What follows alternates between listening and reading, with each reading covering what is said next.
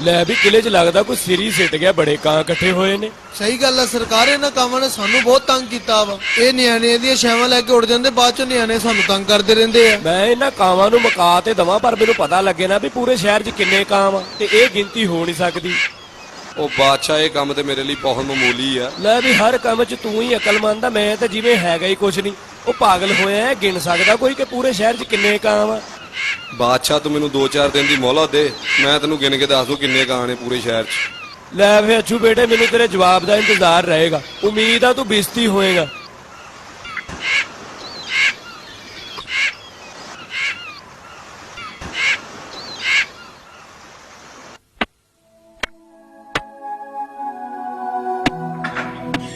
भाईजान मैं अच्छू खाना मिलाए लंघ गया।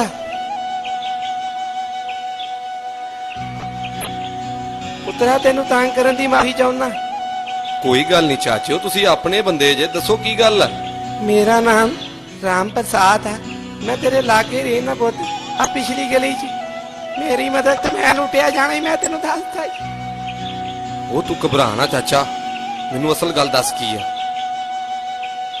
ਪੁੱਤ ਤੈਨੂੰ ਪਤਾ ਮੈਂ ਬੁੱਢਾ ਠੇਰਾ ਬੰਦਾ ਤੇ ਕਾਕਾ ਮੇਰੇ ਕੋ ਜਿੰਨੇ ਪੈਸੇ ਹੁੰਦੇ ਨੇ ਮੈਂ ਇੱਕ ਦਰਖਤ ਤੇ ਟੋਇਆ ਕੱਢਿਆ, ਉਹਦੇ ਵਿੱਚ ਨੱਪਦਾ ਰਹਿਣਾ।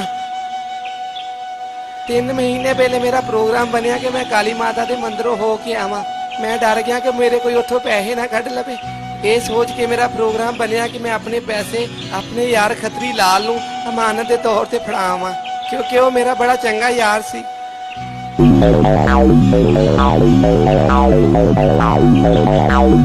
मैं क्या यार नमस्ते, गल ये आ कि मेरा प्रोग्राम बन गया काली माता दे मंदिर जान दा, ते मैं सोचा तेनू मिलदा जावां। ये तो तू बहुत चंगा कीता। काली माता दे चरनां च मेरा प्रणाम पेश करी। मेरे यारा मैं तेरे नाल एक जरूरी करनी है। मेरी जमा पूंजी आ, इन्हू संभाल लेगा? यार यारां दे भरम रखदे ने, तू अपनी अमानत वापस आके ले ली। मेहरबानी, तू ही मेरा सही मित्र आ। हुण मैनू पैसे की चिंता कोई नहीं, मैं चलदा वां।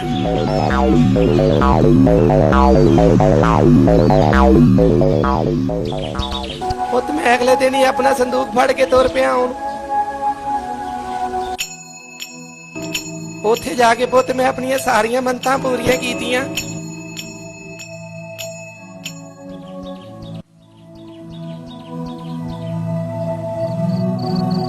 परसों राती पुत्र मैं अपनी मनता पूरियां करके वापस आया। वो तो टाइम बहुता हो गया सी, मैं सोचा कि सवेरे ही जाके अपने मित्र को अपनी रकम वापस ले लूंगा।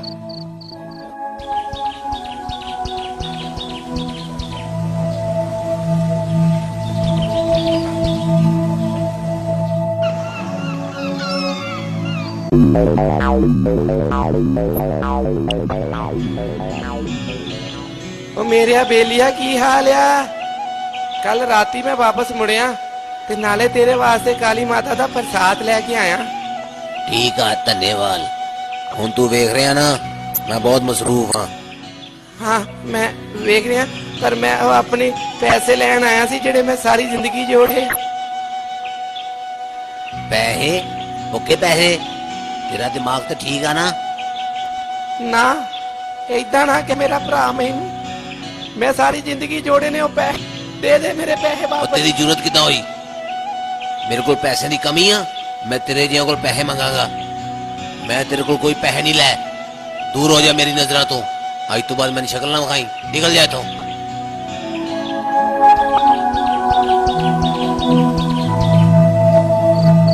तो मैं सारी रात यो सोचता रहा कि मैनू मेरे पैसे कौन दबाऊगा, कितना वापस मिलणगे। पुत मैनू तेरा याद आया, बड़ा ना सुनिया तेरा, तू बादशाह दा मुलाजम है, मैनू मेरे पैसे लैके वापस दे दे।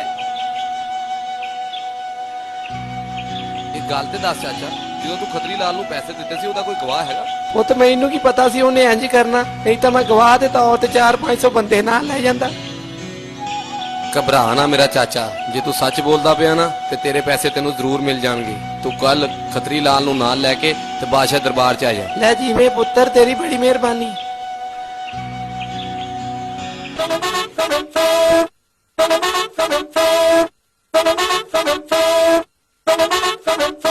ਬਾਦਸ਼ਾਹ ਯਾਰ ਅੱਜ ਮੈਨੂੰ ਤੇਰੇ ਨਾਲ ਬਹੁਤ ਇੱਕ ਜ਼ਰੂਰੀ ਕੰਮ ਪੈ ਗਿਆ ਵਾ।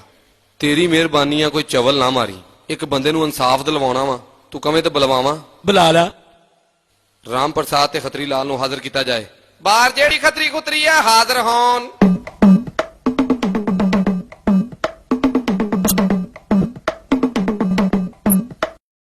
ਬਾਦਸ਼ਾਹ ਦਾ ਗੋਡਾ ਬੁਲੰਦ ਹੋ। ਲੈ ਵੀ ਇਹ ਦੱਸੋ ਤੁਹਾਡੇ ਦੋਵਾਂ ਚੋਂ ਸ਼ਿਕਾਇਤ ਕਿਸ ਬੰਦੇ ਨੂੰ ਆ? ਹਜੂਰ ਮੇਰਾ ਨਾਮ ਰਾਮ ਪ੍ਰਸਾਦ ਹੈ। ਮੈਂ ਗਰੀਬ ਕਿਸਾਨ ਆ। ਮੈਂ ਕਾਲੀ ਮਾਤਾ ਦੇ ਮੰਦਿਰ ਜਾਣ ਤੋਂ ਪਹਿਲਾਂ ਆਪਣੇ ਸਾਰੇ ਪੈਸੇ ਖੱਤਰੀ ਲਾਲ ਨੂੰ ਮਾਨਤ ਦੇ ਤੌਰ ਤੇ ਫੜਾ ਕੇ ਗਿਆ ਸੀ ਤੇ ਹੁਣ ਇਹ ਕਹਿੰਦਾ ਕਿਹੜੇ ਪੈਸੇ ਦੌੜ ਜਾ ਇੱਥੋਂ ਮਾਰਾਂਗਾ। ਉਹ ਮੋੜਿਆ ਇਹ ਬੰਦਾ ਸੱਚ ਬੋਲ ਰਿਹਾ। ਇਹ ਝੂਠ ਬੋਲਦਾ ਸਰਕਾਰ। ਮੈਂ ਇਹਦੇ ਨਾਲ ਚੰਗਾ ਵਰਤਾਓ ਕੀਤਾ, ਇਹ ਮੇਰੀ ਗਲਤੀ ਆ। ਉਹਦੀ ਵਜ੍ਹਾ ਨਾਲ ਇਹ ਮੈਨੂੰ ਆਪਣਾ ਦੋਸਤ ਸਮਝਣ ਲੱਗ ਪਿਆ ਵਾ। ਇਹ ਹੁਣ ਮੇਰੇ ਕੋਲ ਪੈਸੇ ਘੋਟਣਾ ਚਾਹੁੰਦਾ ਵਾ, ਨਾਲੇ ਮੈਨੂੰ ਬਦਨਾਮ ਵੀ ਕਰਨਾ ਚਾਹੁੰਦਾ ਵਾ। ਸਰਕਾਰ ਮੈਂ ਖਾਂਦਾ ਪੀਦਾ ਆਦਮੀ, ਮੇਰਾ ਗਰੀਬਾਂ ਨਾਲ ਕੀ ਕੰਮ। ਅੱਛੂ ਤੇਰਾ ਕੀ ਖਿਆਲ ਆ? ਹੁਣ ਕੀ ਕਰੀਏ? ਬਾਦਸ਼ਾਹ ਮੈਨੂੰ ਲੱਗਦਾ ਰਾਮ ਪ੍ਰਸਾਦ ਨੂੰ ਆਪਣੀ ਸੱਚਾਈ ਸਾਬਤ ਕਰਨ ਵਾਸਤੇ ਕੋਈ ਗਵਾਹ ਲਿਆਉਣਾ ਪਊਗਾ ਦਰਬਾਰ 'ਚ। ਓਏ ਪੁੱਤਰਾ ਉੱਥੇ ਤਾਂ ਹੈ ਹੀ ਕੋਈ ਨਹੀਂ ਸੀ। ਉਹ ਚਾਚਾ ਉੱਥੇ ਕੋਈ ਤਾਂ ਹੋਊਗਾ ਨਾ, ਕੋਈ ਦਰਖਤ, ਕੋਈ ਚਰਿੰਦ ਪਰਿੰਦ, ਹਵਾ, ਪਾਣੀ। ਉਹਨਾਂ ਨੂੰ ਹੀ ਕਹਿ ਆ ਕੇ ਮੇਰੀ ਗਵਾਹੀ ਦੇਣ। ਤੇ ਇਸ ਬਾਦਸ਼ਾਹ ਨੇ ਉਂਝ ਮੰਨਣਾ ਕੋਈ ਨਹੀਂ। ਮੇਰੀ ਗੱਲ ਯਾਦ ਰੱਖੀ, ਨਾਲ ਜ਼ਰੂਰ ਕਿਸੇ ਨੂੰ ਲੈ ਕੇ ਆਵੀਂ। ਪਰ ਕਿਹਨੂੰ? ਬਸ ਉਹ ਮੇਰੇ ਹਾਣ ਦੇ ਆ ਬਾਬਿਆ, ਚਲਾ ਜਾ ਇੱਥੋਂ। ਕੋਈ ਗਵਾਹ ਲੈ ਕੇ ਆ। ਗਵਾਹ ਲੈ ਕੇ ਆਏਗਾ ਤੇ ਮੈਂ ਇਨਸਾਫ ਕਰਾਂਗਾ, ਸਮਝਿਆ? ਮੇਰੇ ਪੈਸੇ ਮਰਵਾਏਗਾ ਬਾਦਸ਼ਾਹ।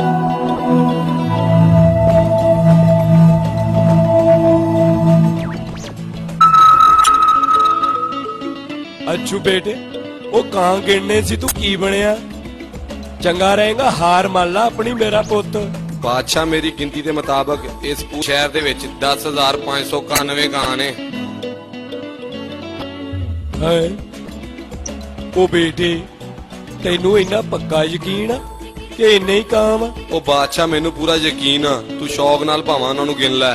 ਤੇ ਜੇ ਗੱਲ ਦੇ ਮੇਰੀ 'ਚ ਫਰਕ ਹੋਇਆ ਤੇ ਫਿਰ ਇਸ ਵਜ੍ਹਾ ਤੋਂ ਹੋਣਾ ਹੀ ਕਿ ਅੱਗੇ ਈਦ ਆ ਰਹੀ ਆ। ਸਾਡੇ ਸ਼ਹਿਰ ਦੇ ਹੋ ਸਕਦਾ ਕੁਛ ਕਾਂ ਨਾਲ ਦੇ ਸ਼ਹਿਰ 'ਚ ਸ਼ਾਪਿੰਗ ਕਰਨ ਗਏ ਹੋਣ ਤੇ ਨਾਲ ਦੇ ਸ਼ਹਿਰ ਦੇ ਕੁਛ ਕਾਂ ਆਪਣੀਆਂ ਸ਼ਰਟਾਂ ਲੈਣ ਸਾਡੇ ਸ਼ਹਿਰ 'ਚ ਆਏ ਹੋਣ। ਇਦਾਂ ਮੇਰੀ ਗਿਣਤੀ ਦੇ ਵਿੱਚ ਫਰਕ ਆ ਸਕਦਾ ਬਸ।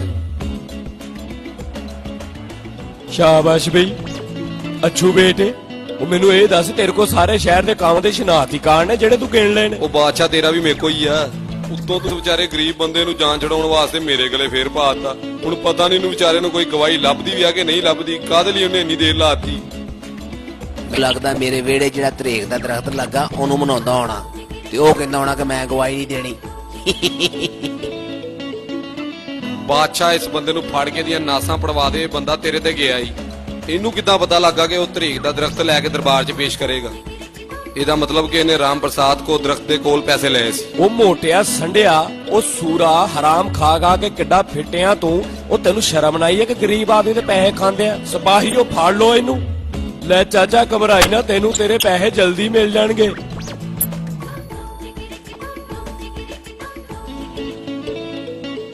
ਅੱਛੂ ਬੇਟੇ ਫੇਰ ਮਾਰ ਖਾ ਗਿਆ ਤੂੰ।